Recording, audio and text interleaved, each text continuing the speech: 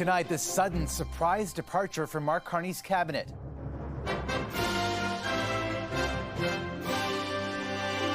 Chrystia Freeland steps down as minister. A little bit of sadness to see her move away from this place. She's probably trying to get out of town and as far away as possible before this disastrous November budget comes. Her new role and who takes over her job. Plus, what police are saying about this massive projection on Windsor Castle during Donald Trump's unprecedented second state visit to the UK. And inside the cockpit, moments before a crash landing near a Toronto high school. City Center, I think I might have an engine failure. What the air traffic control audio is revealing.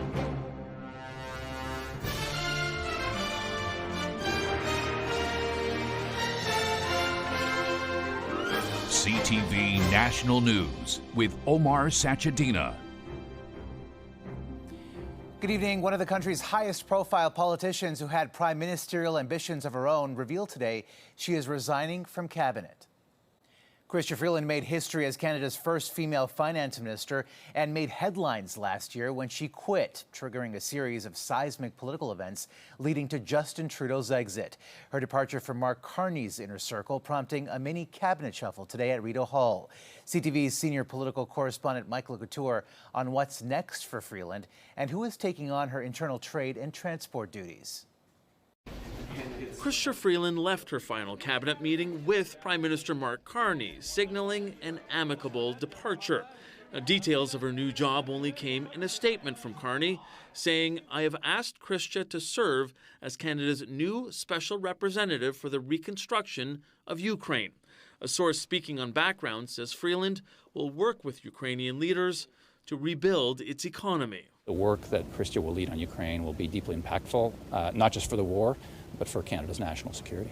Since 2013, Freeland has been linked to Justin Trudeau, handling key portfolios and becoming the country's first ever female finance minister. Chrystia, what the are you doing in Alberta? She also became a divisive political figure because of those ties to Trudeau. She's probably trying to get out of town and as far away as possible before this disastrous November budget comes, and I don't blame her. In her first resignation from cabinet last December, she wrote a blistering letter criticizing Trudeau for costly political gimmicks. That led to his resignation as prime minister less than a month later. Freeland ran for the Liberal leadership, but came in a distant second to Mark Carney.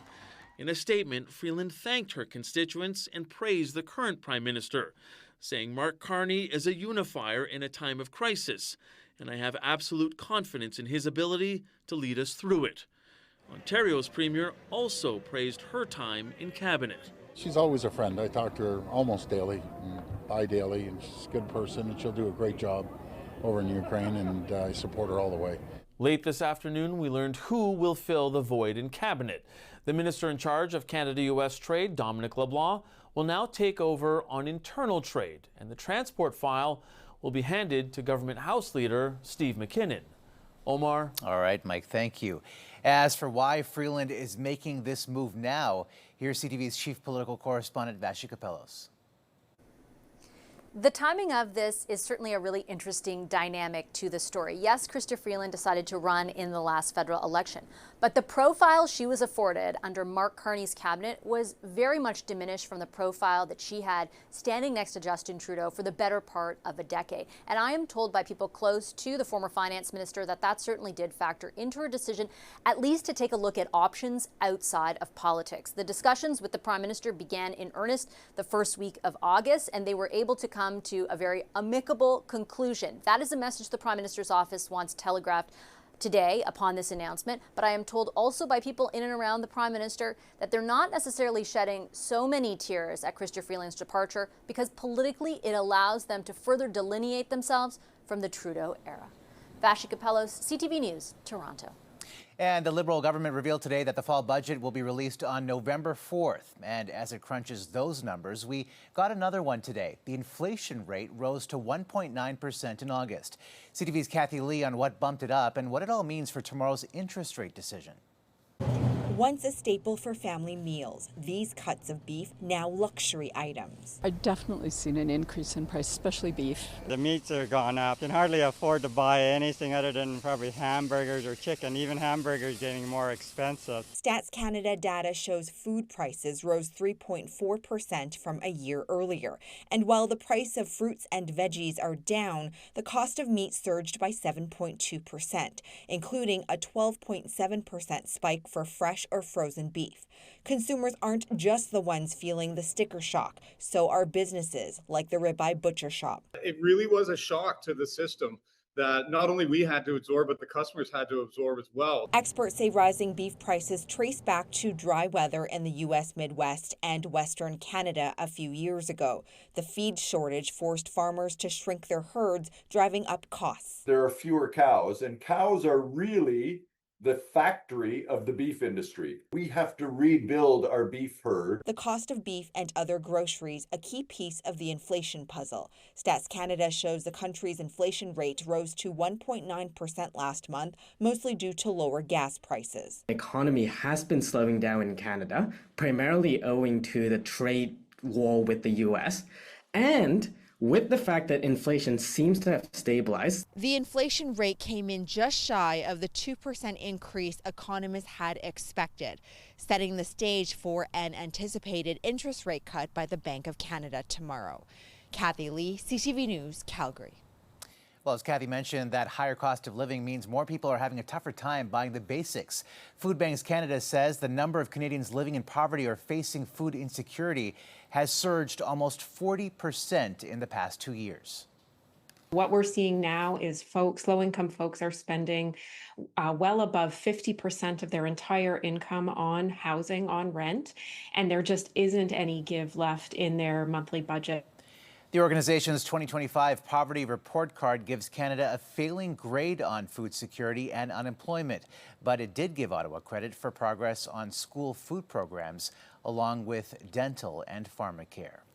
New audio is revealing the tense moments between air traffic control and the pilot of a small plane that crash-landed in Toronto last night after experiencing engine failure. City Center, I think I might have an engine failure. X-ray Golf Charlie, can you make it to the airport? Negative. Okay, can you find anywhere to land? I'm landing at a soccer field. There are people though. Okay, can you just maybe find a gap with no people? Amazingly, no one was injured when the pilot landed the plane with 2 others on board near a soccer field where children were playing. The kids were practicing for their soccer. It was out of sight. And then we heard a crash. Freaky, for no other word, to hear that a plane crash went down, again, in a very populated neighborhood. Overseas, mounting desperation tonight in Gaza City, where Israel's military has launched a major new ground offensive. And a warning, some of these images are disturbing. The anguish from the incursion already apparent. This man lost his daughter in an Israeli airstrike. Gaza health officials saying about 100 people have been killed since dawn. The escalation comes as an independent UN commission issued a new report today accusing Israel of committing genocide. Israel's foreign ministry responded by calling the report distorted and false. As the humanitarian crisis becomes even more dire, hundreds of thousands of Palestinians are on the move, many with nowhere to go. Israel has called up 60,000 reservists for the offensive. The head of the IDF saying the objective is to defeat Hamas. Though many Israelis wonder if the new incursion could jeopardize the release of the remaining 20 hostages still thought to be alive. Guy Gilboa Dalal among them. Hamas released a propaganda video of him last week. This, his brother's message to him. I will tell him that I can see on his eyes, I can see on him how afraid he is, how frightened he is. Security is extremely tight across parts of the UK as U.S. President Donald Trump begins his second state visit. Trump, along with First Lady Melania, landed in London for their 2-day trip, which includes talks with British Prime Minister Keir Starmer. Trump and the First Lady will spend the night at Winfield House, the home of the U.S. ambassador to the UK. And tomorrow, Trump will be welcomed by King Charles at Windsor Castle. He's been a friend of mine for a long time, and everybody respects him. Tonight, images of Trump, Prince Andrew, and their former ally, convicted sex offender Jeffrey Epstein, were projected onto the walls of Windsor Castle. Police say 4 people were arrested in what they are calling a public stunt. This comes as a massive photo of Trump and Epstein from 1997 was unveiled earlier on the castle's lawn. For more on the visit and the tensions, here's CTV's Joy Malvin reporting tonight from London. It's a striking show of force. In Windsor, police on the streets on horseback patrolling the River Thames. And there will be a no-fly zone. Police are concerned someone might try to fly a drone over the castle walls. After the targeted assassination of conservative activist Charlie Kirk, as well as the attempts on Trump's life, no one is taking any chances. All of the events will be kept inside for security reasons and hidden from the public. Those hoping for a glimpse of the U.S. president in Windsor will be disappointed. Donald Trump and the First Lady arriving here by helicopter. That's how tight security is. This is the second state visit. You know, it's spectacular.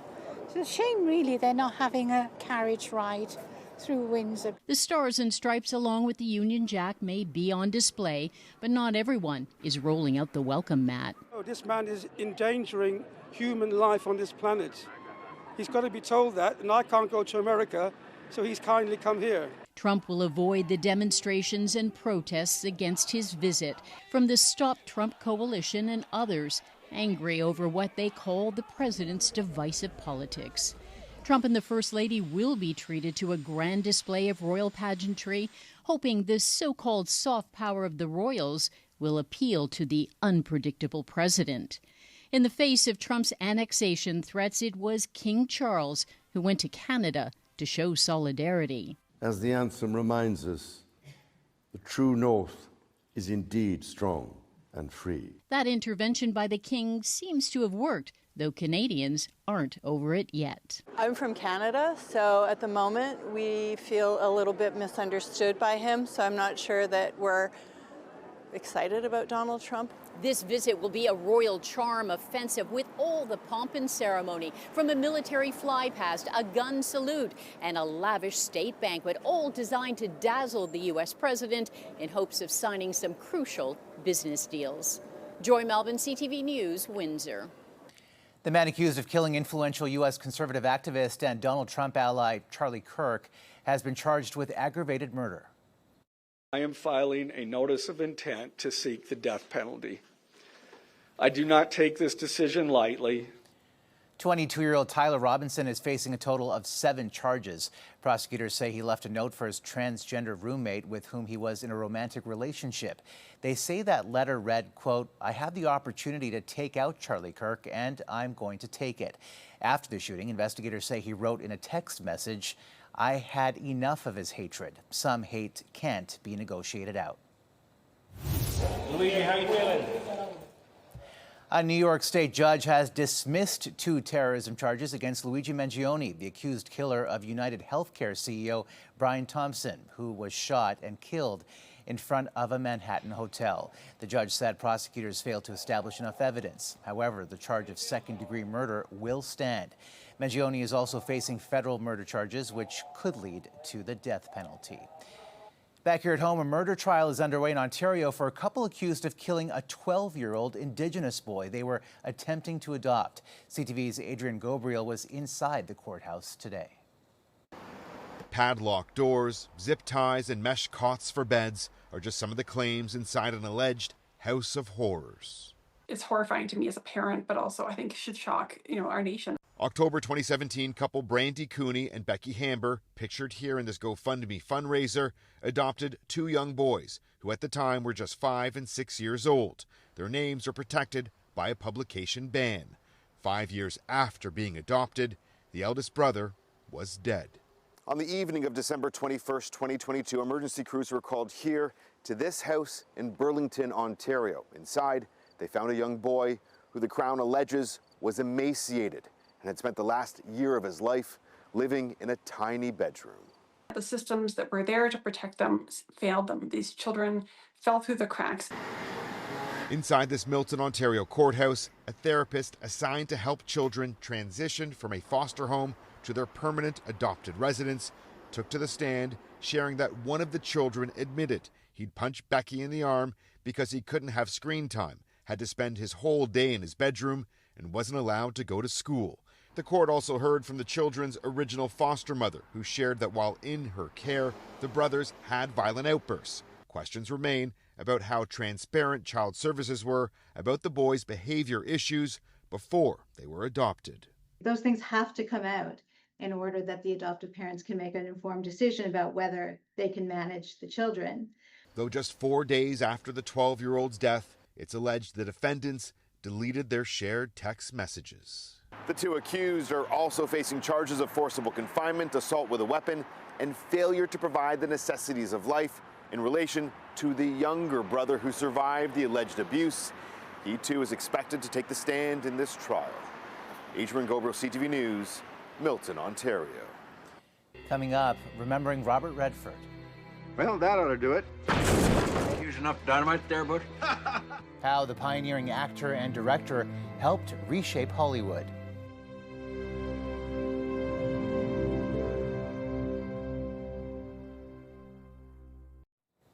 Fresh off his trip to Beijing, Saskatchewan's premier met with the Prime Minister today to talk about the challenges of China's tariffs on canola. CTV's Alison Bamford on what it means for farmers. With his feet back on Canadian soil, Premier Scott Moe briefed the Prime Minister on his trade mission to China. This is another step in finding our way through what is a pretty difficult time for a significant Canadian industry. Earlier this month, Moe met with Chinese government agencies responsible for imposing steep tariffs on Canadian canola products. I want to thank you for leading a very important delegation to China. The leaders say their meeting was positive, discussing opportunities to restore market access in China and the United States. But with no concrete plan, canola farmers still feel left in the dark. There's just no real answers and again, no real indication from our federal government as to what sort of support as producers we could be expecting in the future. The tariffs are driving down canola prices at a time when farmers are harvesting their crops. With bills to pay, producers could be forced to sell their commodities at a price much lower than the cost of production. It's the time to curb spending and sit back and wait. A resolution isn't going to happen overnight, but policy experts say trade missions like Moe's are fundamental in developing long-term trading partnerships. This is how you do international business these days. The canola duties are widely viewed as retaliation for Canada's tariffs on Chinese electric vehicles. But politicians and policy experts suggest removing that tax could have implications on other Canadian trading partners, including the United States. Alison Bamford, CTV News, Saskatoon. Still ahead. Why many say the state of Montreal streets is going from bad to worse this year.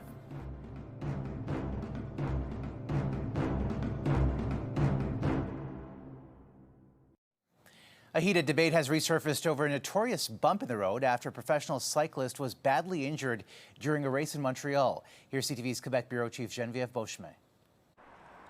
This road up to majestic Mount Royal in the heart of the city was the scene of an international cycling competition last weekend. Then this happened. A Dutch cyclist hit a patched pothole and went flying, ending his race. Now, pro cyclists have to contend with cobblestones in Europe and damaged streets worldwide, so some have chucked this all up to a bit of bad luck. But the image got Montrealers talking. I bike a lot across the city, and that was not that surprising. Montreal isn't the only Canadian city facing this issue, but the city's pothole problem is legendary. We unearthed these half-a-century-old images from the CTV archives, and the story of roads degrading was a hot topic in 1972 as well. Yeah, it's a classic. Over the years, damaged axles and lost hubcaps have piled up. There have also been serious injuries. It was just like a huge, sharp pothole that resulted in completely destroying my rear wheel. Some experts have blamed Montreal's climate, thaw and freeze cycles, the type of road surface. Montreal's Auditor General has also added poor management of maintenance and upkeep to that list and says that now 1 out of 3 roads is in bad or very bad shape here. The city's streets will fill for a marathon this weekend. In order to make sure everything goes smoothly, we patch all the potholes on the circuit. The patch for the cycling race didn't quite yield a smooth surface. In Montreal, there's hope that now famous bump in the road will send a message. It was like cry for help. For now, cyclists, motorists, and pedestrians have to be a little extra cautious on the roads.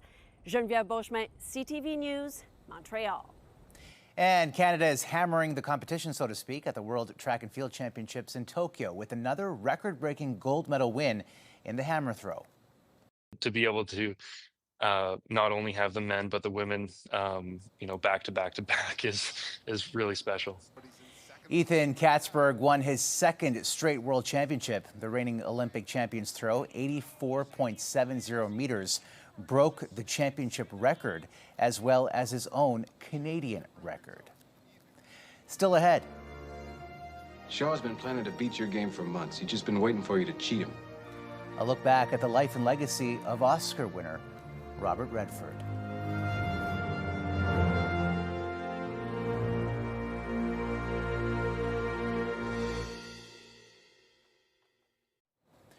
Cinematic icon Robert Redford captivated audiences for more than half a century, portraying charismatic characters, and as CTV's Andrea Case reports, leaving a legacy far beyond Hollywood.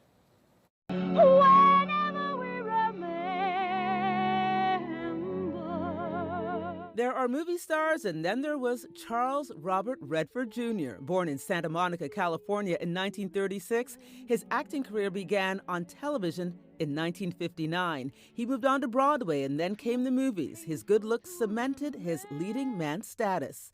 But Redford was more than just a pretty face and turned down acting roles which he thought would stereotype him. Well, that ought to do it. Use enough dynamite there, Butch?